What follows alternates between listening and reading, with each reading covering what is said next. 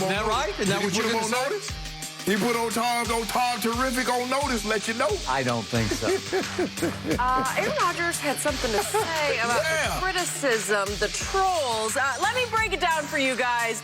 We will talk about the Packers right now. Aaron Rodgers and the Pack, well, they overcame a slow start and halftime deficit last night as they steamrolled the Lions 35-17. The reigning MVP looked like his old self, throwing for 4 touchdowns and only 5 incompletions on the night. And after the game, Rodgers told reporters, quote, "There's so many overreactions that happen on a week-to-week basis, so it's nice to come out, have a good performance, and get the trolls off our back for at least a week." So, Shannon, give Rodgers a letter grade for last night. I gave him a big old fat C.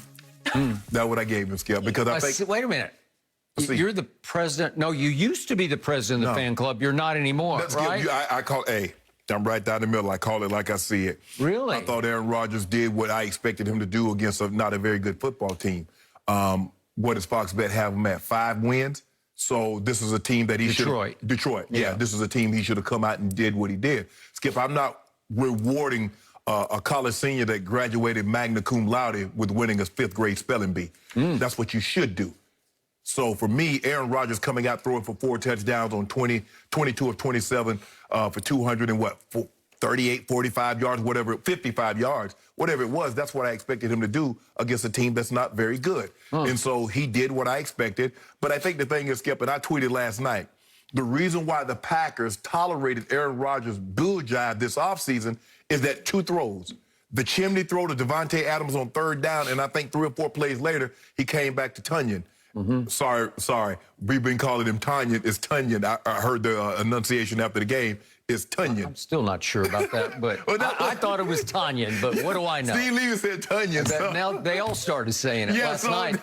So I'm going to go with... I think that was a runaway train that went completely off the tracks, but go ahead. Okay. It was throws like that, Skip, and you see this throw right here. This is what we call a chimney throw. He's dropping the ball down the chimney. Call him Santa Claus, because he couldn't get down the chimney himself, so he just dropped the presents down the chimney. And then here it is again. He winds it up, lets it go. That's a perfect. Devontae, that's a handoff. And here's the throw right here against 2-man, right down the, bam. So those 2 throws were sensational. But as an overall grade, Skip, I mean, they really... Well, I mean, what do you want me to give him, an A for that? No. I think there was an overreaction to the game that he played opening day against the Saints in Jacksonville, and everybody talking about he was done. You see all the controversy that happened off season. He wasn't ready to play. And then he comes back with a bounce-back performance, and everybody's like, see, I told you Aaron Rodgers was fine. No. I'm staying right here. Aaron Rodgers did exactly what I expected him to do. And sometimes even great players have bad games, like he had game 1. So I'm not going to go. Y'all not finna have me stock market up and down, up and down. Really?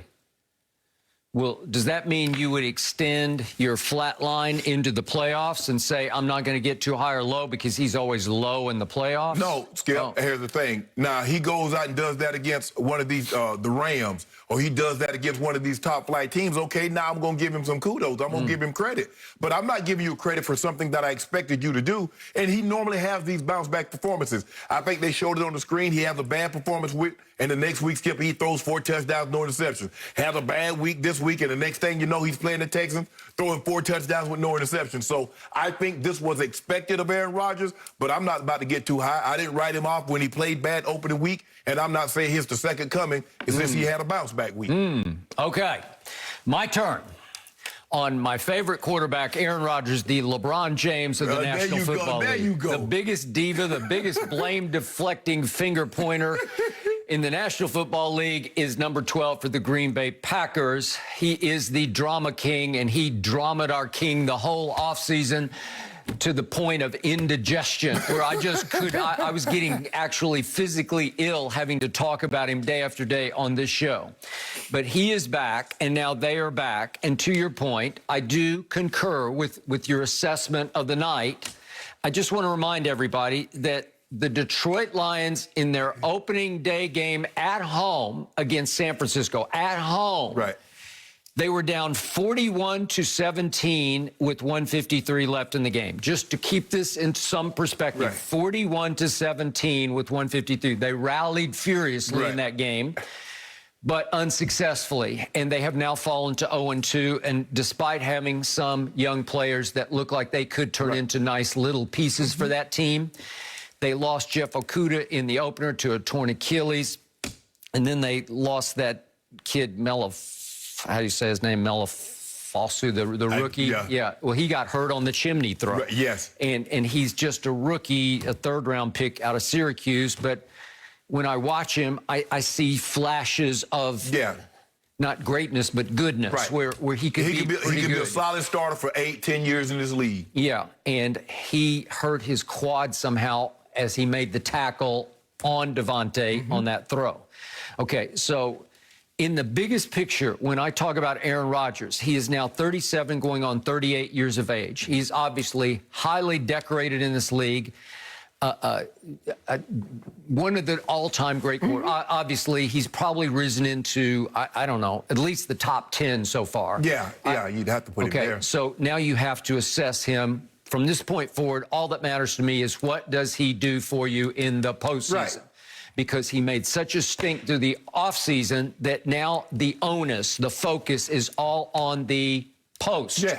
Because I'm going to remind everybody, he fell to 1-4 in NFC Championship games by stinking up the fourth quarter of the game against Tom Brady and the Buccaneers at Lambeau Field in the NFC Championship game this past season. 1-4. By the way, Tom Brady is now 10-4 in AFC, we're going to talk about Tom Brady. No, you always bring up Brady or you bring up Kevin Durant. We're talking about LeBron. I just want to frame Aaron's achievement by saying he's 1-4 in championship games while Brady is 10-4. So Brady has 9 more championship game wins. But the thing is, Skip, is that if you do it like that, everybody else seems mediocre. Joe Montana, Tom Brady, Aaron Rodgers, Peyton Manning.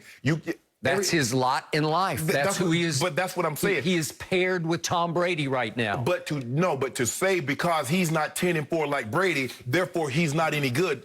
Peyton Manning is not 10-4. Joe Montana is not 10-4. That's not true. Okay, well, I just want to frame it with the fact that Aaron Rodgers went to one Super Bowl long time ago in a galaxy far, far away, 10 years ago, and he won it against the Pittsburgh Steelers, and I give you credit for that.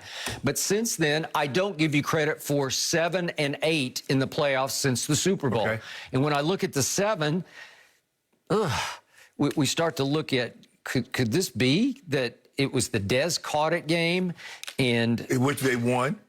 Well, that's what I'm saying, but Dez caught it. I mean, he didn't catch it. No, Stop he did. saying Well, that. he did catch it, and we were going to win that game and go on to Seattle. We'd already beaten them in the regular season. We were Super Bowl bound. If you make the call, what did the referee call it on the field? Touchdown. Hold on, but they right under his nose, he called a touchdown, and it was, and you got away with that, right? You have replay. You have review. All right, and then you got Kirk Cousins, and you got what's his name, Joe Webb. Joe Webb? You mean Joe Webb? He's a receiver playing quarterback for the Vikings. You're kidding me. And then there was the Giants, the Odell boat trip game, and they came up there and they were not ready to play.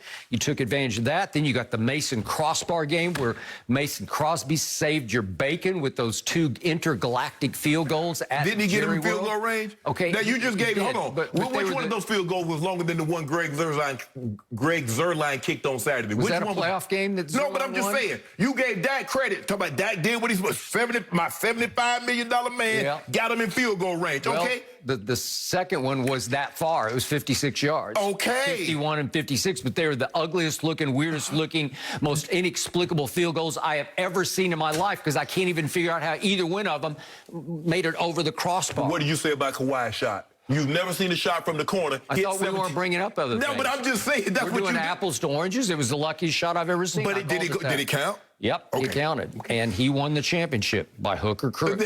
But he did. I give you that. Okay, and then we go all the way down to the playoff game that they won last year.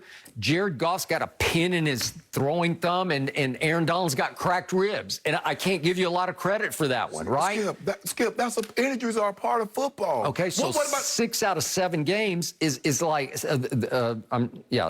Well, let's see. Of the 7 you've won, 6 of 7 are tainted to me. They have asterisks by them. Well, since we're doing tainted, which we'll talk about tainted, which we'll talk about a little late in date and time, dealing with Spygate. But what about last night? What did you think about his performance last night? I thought it was shaky in the first half, and if we could see one throw that he made to Valdez-Scantling, who wound up catching 0 passes in this game, which is not a good sign. Right. If we could see this throw at the end of the first half, what is that? Like that was just bad. That's Skip, like man bad. got pressure. Did you not see that pressure? I don't see any pressure. Oh, come on, that's Aaron Rodgers, Mr. Off-Platform. Mr. I don't care about my footwork. You can't even come within. What are you doing? He threw it like a yard behind him and 3 feet too low. Oh, my goodness. Well, was that not a poor throw from Aaron? I said it was a poor throw, Skip. All right. He missed him a couple on the deep ball, some deep balls also. In the first half, he was a little shaky because I think they were feeling some pressure because against New Orleans, they got annihilated, and he played the single worst game, I thought, of his whole career. Okay. Of all the games I've ever seen, I've never seen him play worse. Right. And he threw a couple of what I call what-the-hell interceptions where you just threw it up for grabs. But I thought, Skip, I thought last night is that the Lions came out, did a great job of putting pressure on the Packers offense early because Jerry Goff was going right down the field, and without Zadarius Smith, they couldn't generate any pressure early. So Goff had all day to pack the ball, and he was finding guys open. I got it. And I had one dear friend text me last night who's a longtime, from the heart Packer fan. Yeah.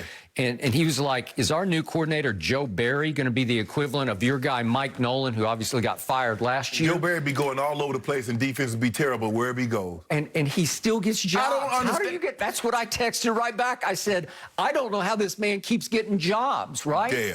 Because he was in Detroit, the coordinator of their defense when they went 0-16. Yes. Well, how is he the coordinator of the Packers now? He's been a lot of places.